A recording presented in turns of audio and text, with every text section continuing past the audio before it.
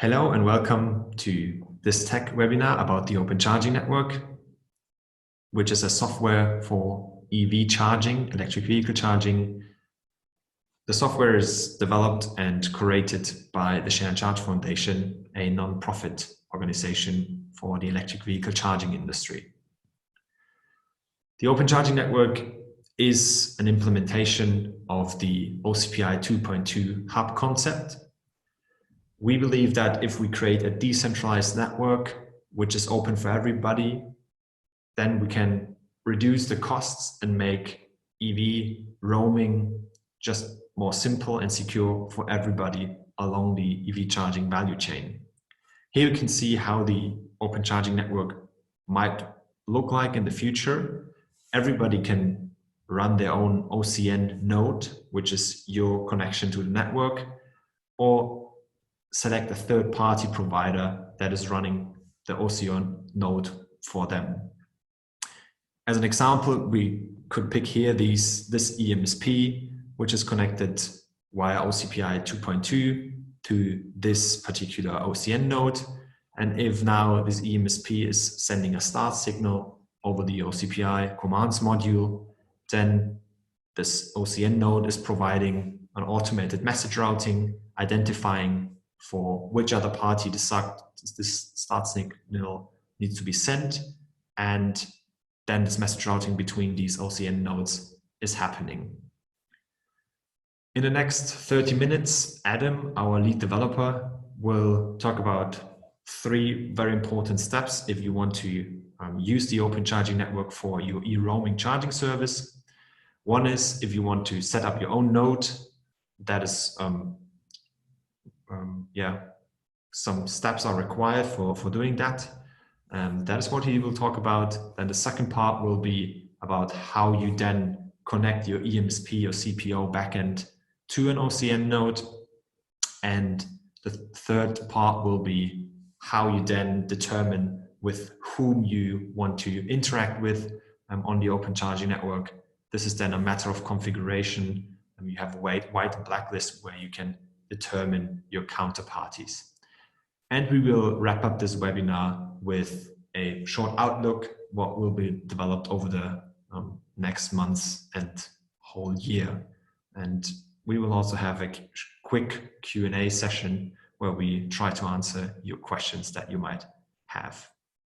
Over to you, Adam. So hopefully you should be seeing our lovely documentation.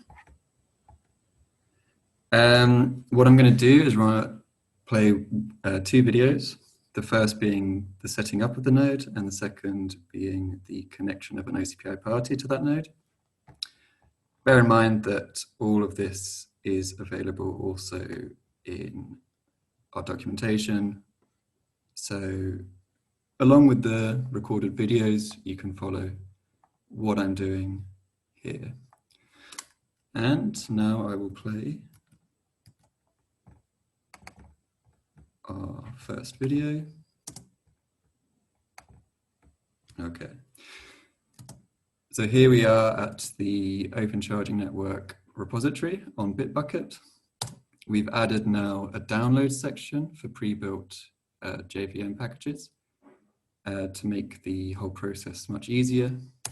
And additionally, we have Docker images now, so you no longer have to build it yourself. We're going to take the 1.0 release, and on our server we're going to download it, which is here. It's just a simple Ubuntu 18 server.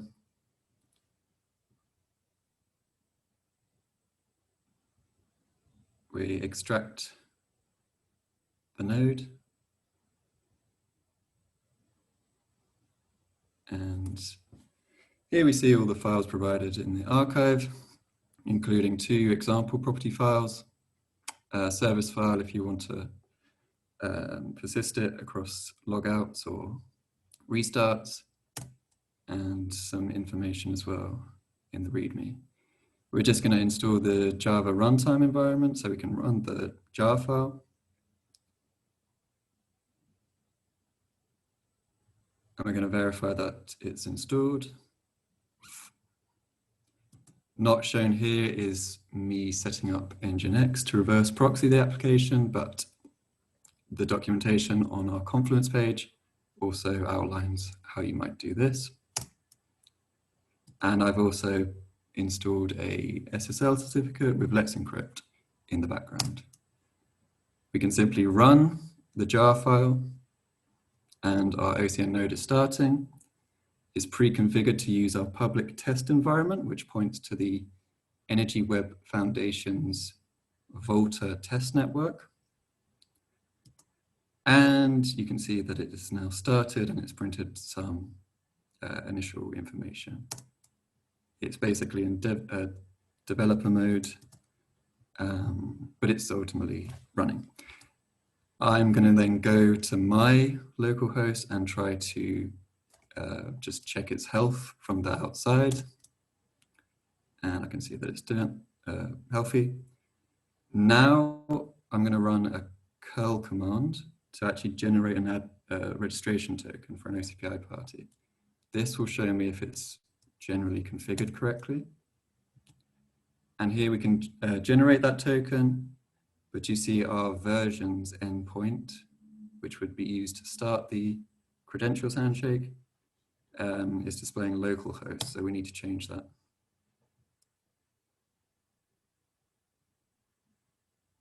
So we're going to take the develop properties example file. We also have a prod properties if you want to connect to a Postgres instance as well, because by default, we will be using an in-memory database, which obviously won't be so good, but for developing, it's perfect.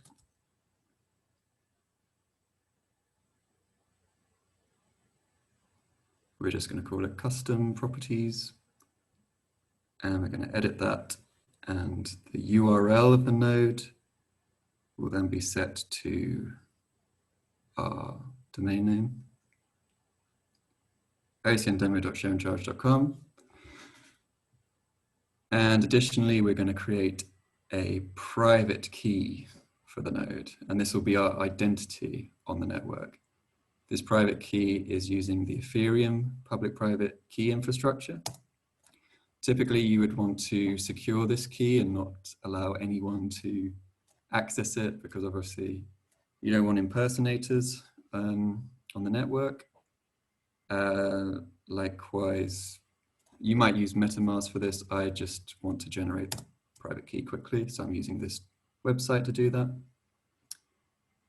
I'm going to take the address and I'm actually going to request funds on the Volta network faucet. What this is going to allow me to do is to use the OCN registry later to enter my credentials into the smart contract. As I'm mutating the state of the smart contract, this is going to require a transaction fee.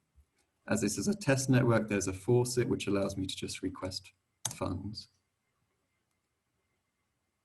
So I go ahead and do that, and should work. Yeah. Taking the private key, I can now append that to my configuration file. And I'm going to start the OCN node again just to confirm that that has worked. This time I'm going to specify a different configuration file.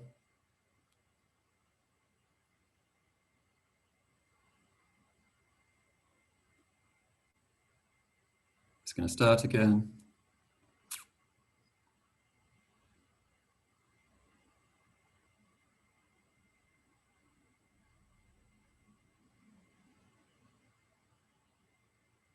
And we see we have our identity, which matches the address of the key pair that was generated.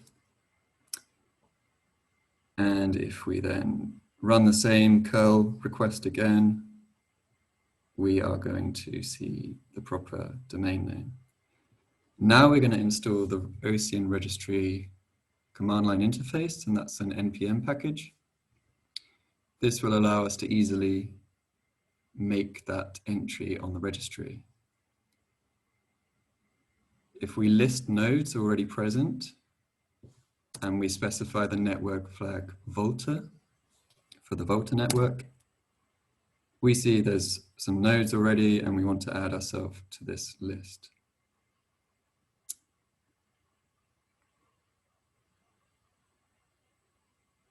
Now we want to set our node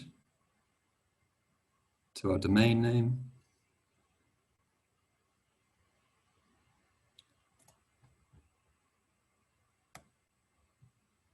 It's on Volta.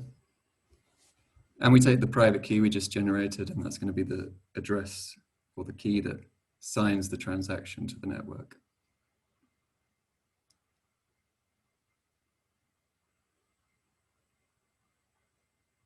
We receive some information about the transaction. And here we can go to the Volta Explorer, which is a website that shows you all the information, the historical data about the blockchain. We're going to enter our transaction hash, and here we can get the information that showed it was successful. I'm just going to confirm that the smart contract has us, and yes, we can see that we are in the network now. So that's the end of the first video. I would now open up some questions. If Chris... Yeah, we have questions, but they are more related to the second part, how you can connect an OCPI party. Okay.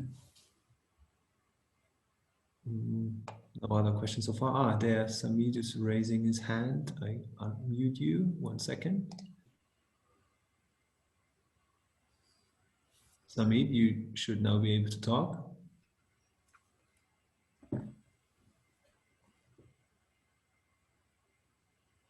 Then that was maybe by accident. Samid, can you hear us?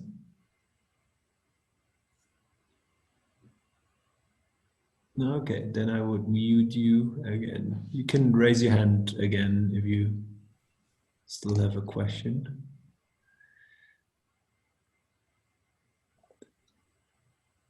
Okay, I mean, we can also... Yeah, you can go forward, and then if people ask about the OCN node later, that's also fine. Okay, so now that we have our OCN node running, we want to connect to it. Now, obviously, if you're an OCPI party, you have the choice. You can either run your own node, or you can connect to someone else's node. In this case, we will be both administrating the node and then connecting to that node. So,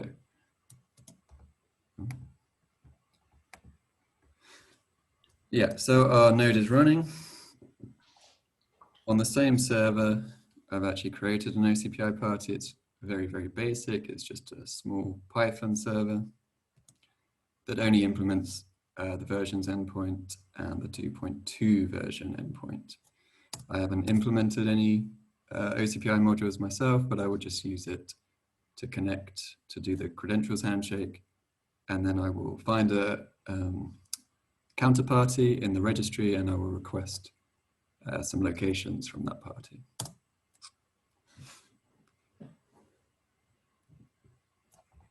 So we're going to go, again, generate our private key and keep it secure. Again, requesting tokens on Volta.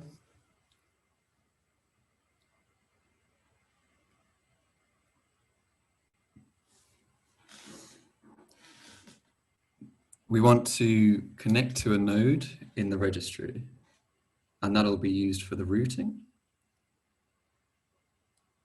So we see the operator address of the URL ocndemo.shareandcharge.com. We are going to want to use that operator address. We are going to run the set party command with our OCPI credentials, DEZZZ. We are an eMSP.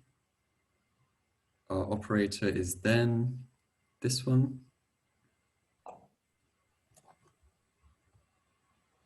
Again, we're on Volta, and we take that private key as the signer.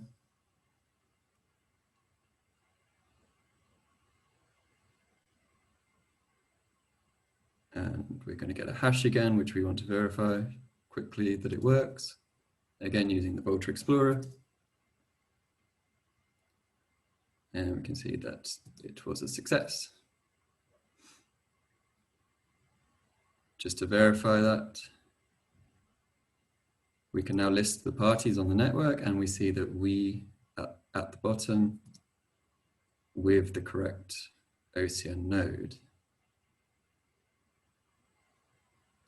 Now we're going to run the server. The server is running on localhost, so it's not exposed to the outside, only counterparties via the OCN node. That's the only way they can access us. Now we're going to actually generate that registration token. So we can get our token A, which will start the credentials handshake. Now we have access to the admin API of this OCN node.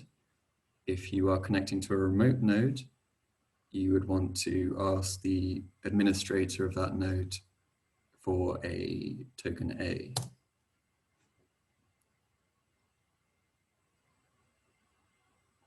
And we receive our token A along with the versions URL, which we could use to get the endpoints. I actually already know the endpoints, so I'm not going to do that.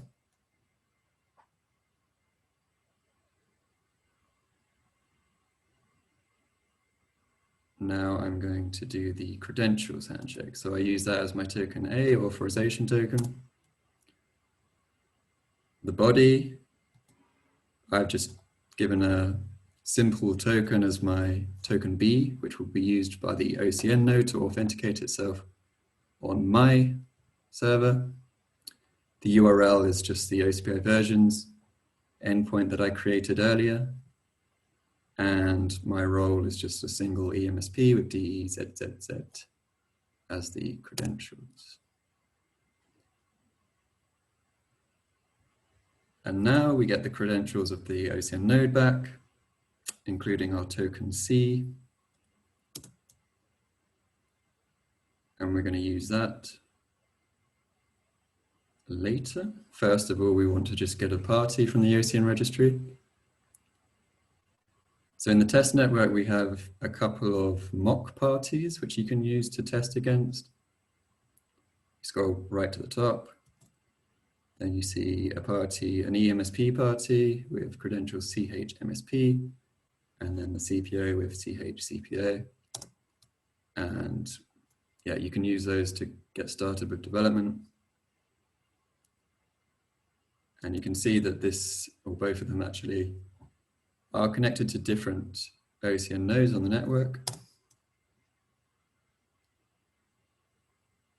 I'm going to take that token C, use it in our request, and we actually use the OCPI 2.2 routing headers here. So our from, country code, and party ID, that's our role credentials, and then we're going to be sending it to CHCPO. If we hit send, then we get our list of locations from this mock CPO. So that would be the final video. Thanks, Adam. Perhaps, yeah, I can answer some questions now regarding this part. Yeah, we have one question here that is, we need to develop our OCPI interface to set up an OCN node and connect to it, or Node integrates OCPI web services. I don't 100% understand it. Yeah, so as I just explained, you don't necessarily need an OCN node set up yourself, but you can connect to someone else's node. For example, we run our own node, and we actually have a faucet for requesting that token A. You could do that. And then, as I just showed, as a bare minimum, you implement whatever modules of OCPI you desire, starting with versions and credentials and moving on to locations, commands, whatever you might need. Okay, then there's also a question about the reservations, whether the OCN also supports reservations. Yeah, we now support every OCPI module. So reservations as part of the commands module, that is all included. Okay. That's it so far, as long as I can see. Feel free to write down your questions in the group chat or to raise your hand and then I can unmute you.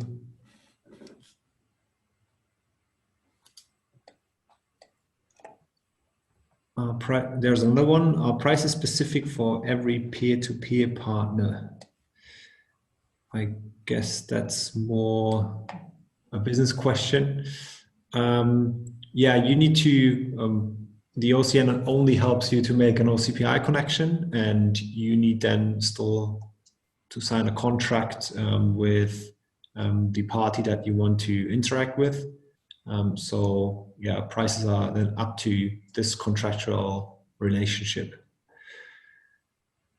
Then we have here how many parties are in the OCN network right now. Adam, I'm not sure when you checked the latest, but it was like 18 on the test network currently or something.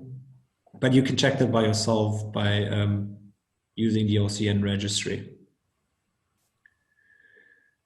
Okay, now more and more coming in.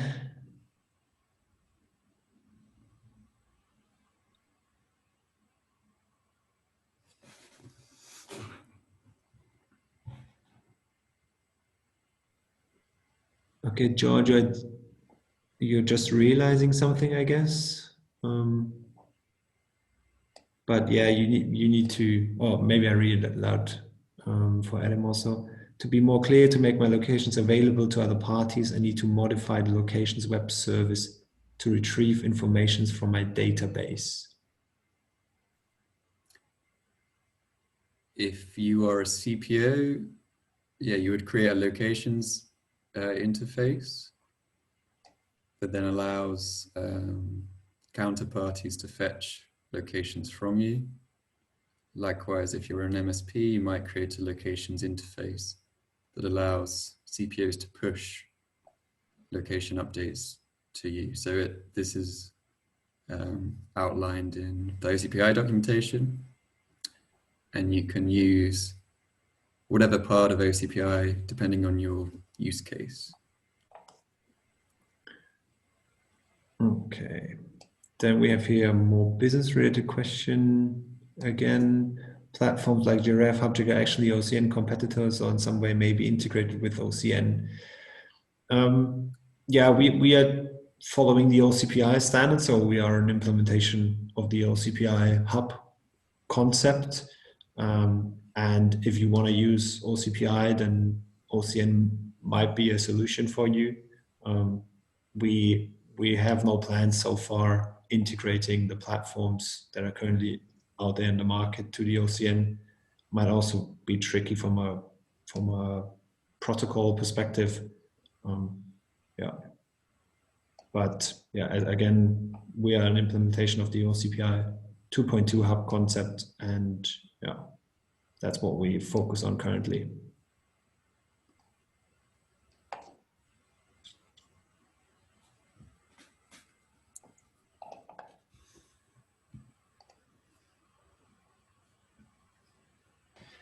Yeah, you have a just question about the integration with other platforms. Actually, the only way that Giraffe customers could connect to the OCN is if Giraffe gave them a bridge. So they could build a bridge because it's just messaging. And if they implement OCPI and they implement the bridge, then every Giraffe customer can access every OCN user. Cool, thank you. Then there is another one that's to Adam, I guess. Yeah, can a party work as CPO and eMSP at the same time on the OCN? Yeah, that's also possible. You would, in the registry, you don't only need to enter one role, you might enter several roles. Likewise, when you do the connection with your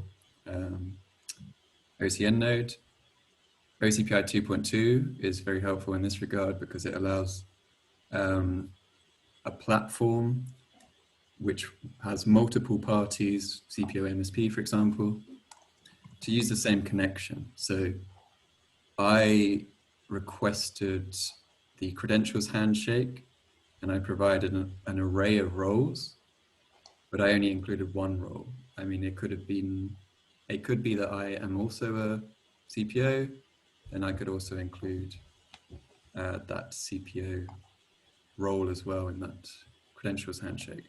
And the OCN node would know that I'm also a CPO as well. So yeah, it's possible. Okay.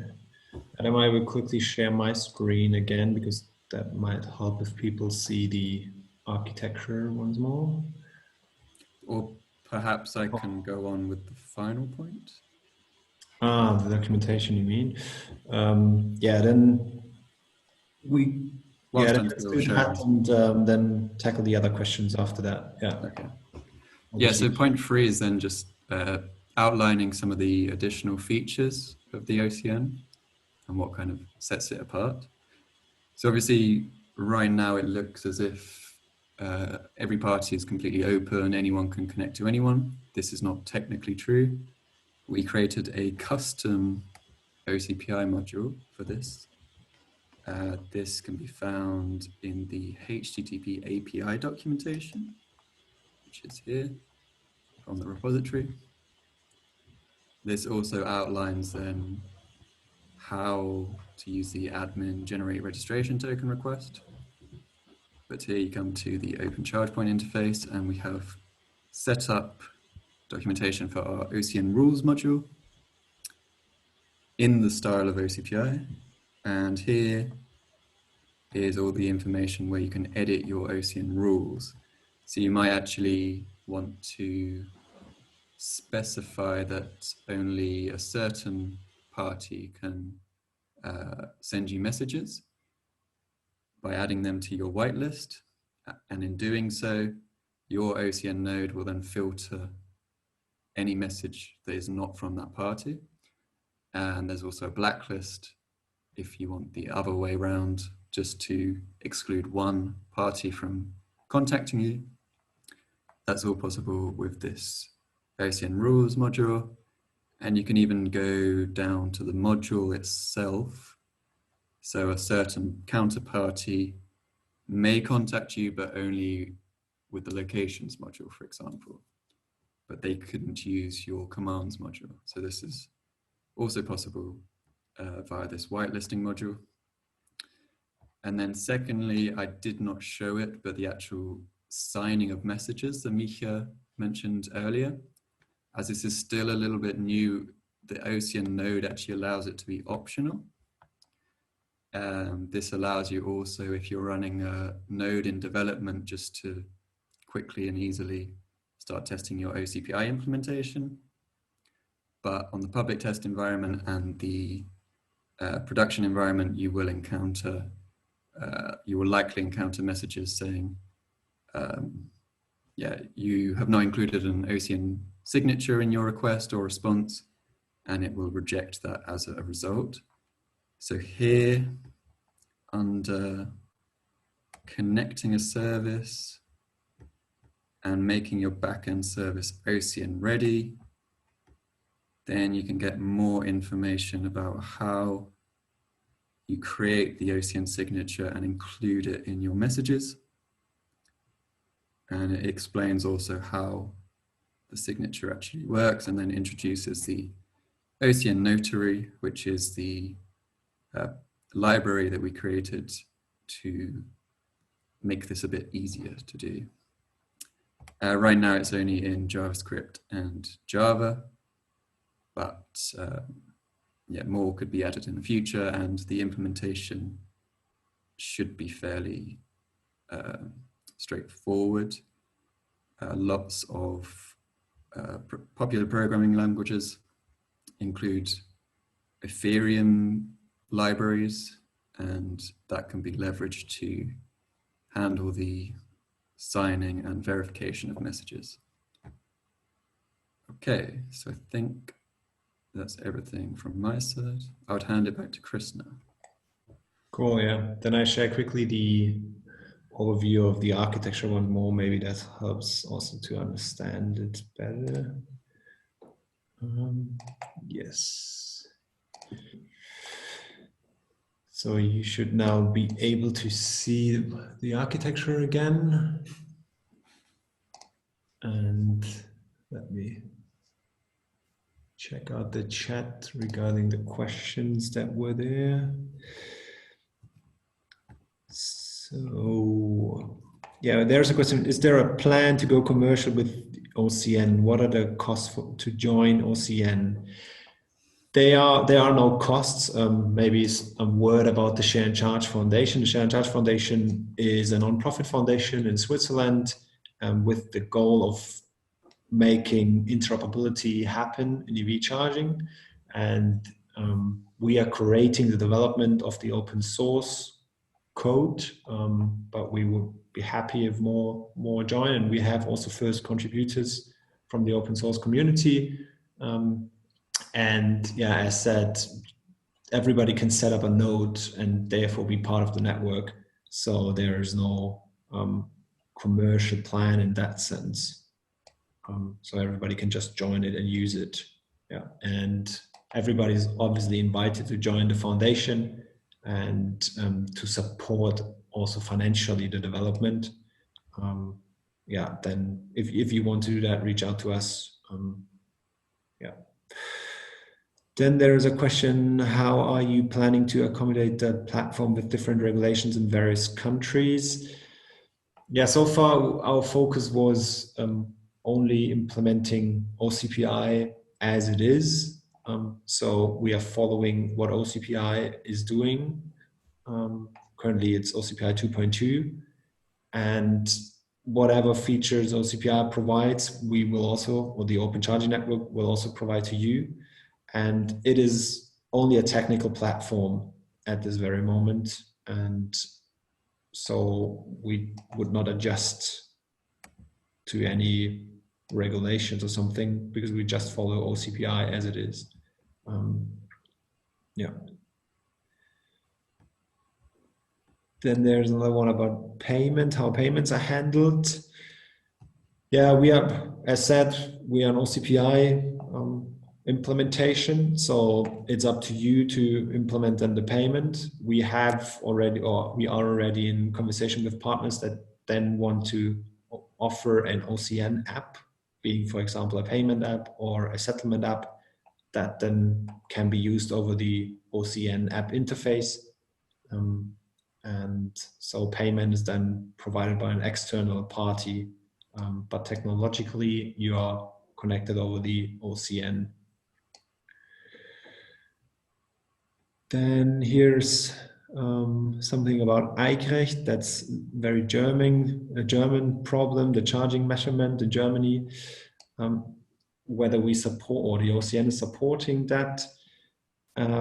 As far as I understand, OCPI 2.2 to a certain degree supports it, that you send around the metadata. But Adam, do you have a comment on that? Do you know the details there? I think it's still in progress. Yeah. So again, yeah, this again. Oh, sorry. No. Yeah, this is again something that where we rely on what OCPI is doing. Again, we are an implementation of the OCPI protocol and follow what they provide us in terms of what fields are available. Is there support if a backend provider wants to join? Yeah, we have a lot of documentation online, and yeah, we hope that this is something that you can start with, but of course we are there to support. Yeah, it is then a matter of bilateral discussion how the support looks like, but I will later mention also the community resources, what is there. Also we have, for example, a Gitter community where you can go to and ask questions. Yeah. Okay, then there's one more question. Can you explain the OCN app interface a little bit better?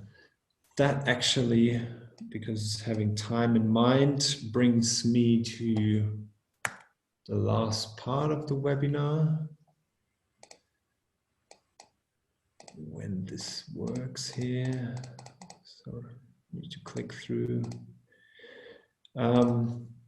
Yeah, talking about roadmap, and because the OCN app interface is not implemented yet, we have launched the OpenCharge network beginning of March. Now we have April, and we are currently in development phase for the OCN app interface, and that will be part of the OCN version 1.1 release, which are currently is planned for June.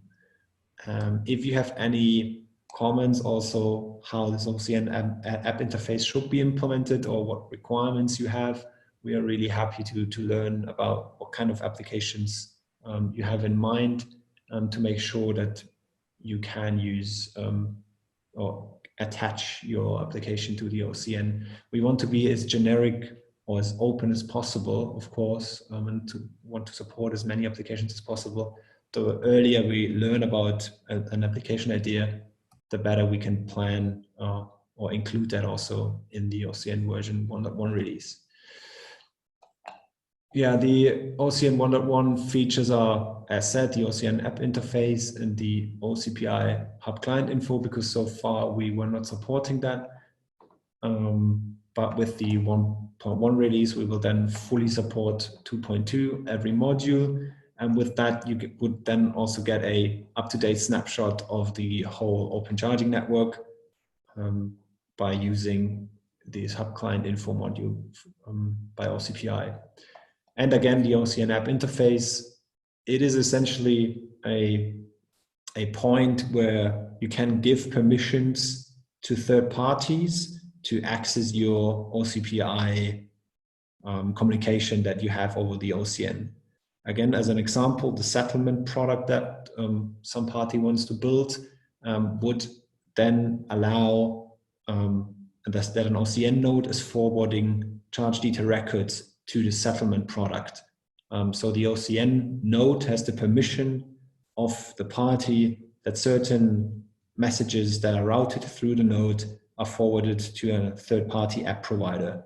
And that could be anything. And as said, we're trying to do it as generic as possible, and also will allow, for example, custom OCPI messages with arbitrary payloads, for example. But this will be the OCN app interface, a point where an OCN app can just plug in to the open charging network and is then available to everybody on the network with just one technical integration. Then to conclude the roadmap, as you can see, when we have the OCN version 1.1 out there, we will then support OCN apps that are currently already or that are waiting to be implemented, and that will then happen over the summer, like a marketplace application that I already mentioned. Then we have a smart charging app in mind where you then connect CPOs to TSOs, for example, and DSOs, so they can use OCPI for implementing smart charging. And there is an app that is planned for the settlement, as said. And what we also want to work on, and there again, I call out to the community to also contribute there. And if you're interested, reach out to us. We want to have something like an OCN test suite that you can be sure that how you have implemented OCPI / the OCN connection is exactly what every other party has on the network. So we have one integration, and you don't learn later on that certain parts of your implementation doesn't work with other parties on the network. That is the OCN test suite that we are planning, hopefully work on soon. Okay, then one last slide, and then we have some minutes left to discuss some more questions. As said, we have a lot of resources online. The whole documentation is on docs.openchargingnetwork.org. We have a GitHub community where you can just join with your GitHub account and ask questions, and we will be active there as well. And what is very active as well is in the OCPI Slack work space, we have a dedicated OCN channel, and there already people ask questions. And what is also helping, of course, is Stack Overflow. Some people ask also questions there. That obviously is very helpful in open source development if questions are openly asked on Stack Overflow so that everybody can access them and learns about how things can be resolved.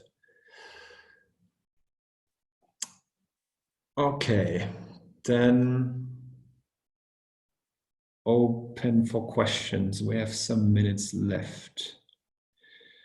Andre is asking about what partners have already committed to your ecosystem.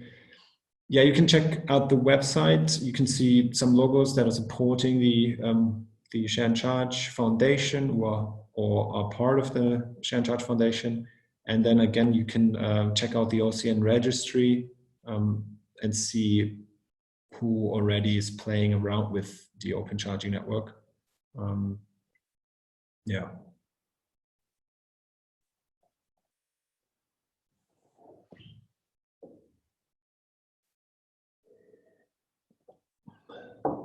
Okay, we have some minutes left if there are any questions.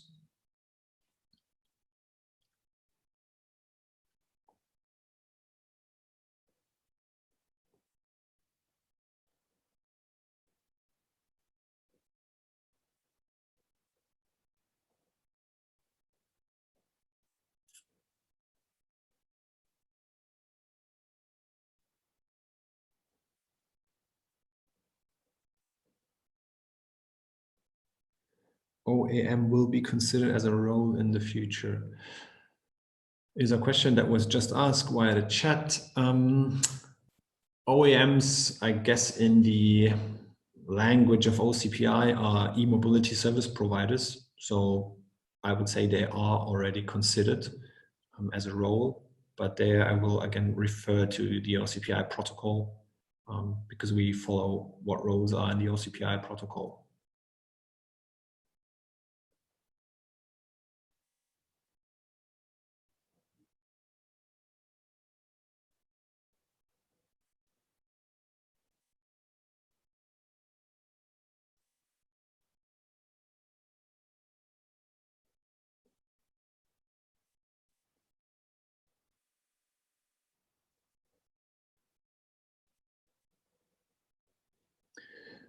Okay, then, yeah, that's the end of the webinar.